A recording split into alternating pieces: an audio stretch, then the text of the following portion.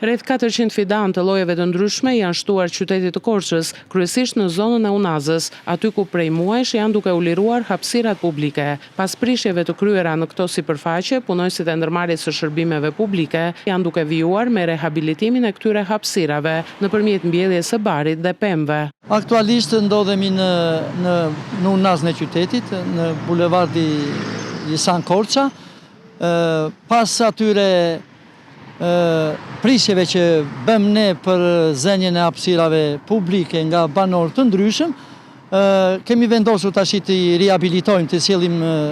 në identitetin e dur, duke ditur që neve po bëjmë për momenti po bëjmë në mbjelljen e drurve në këto sipërfaqe. Deri tash janë mbjellë rreth 300-400 fidan të ndryshëm dhe do vazhdojmë deri në,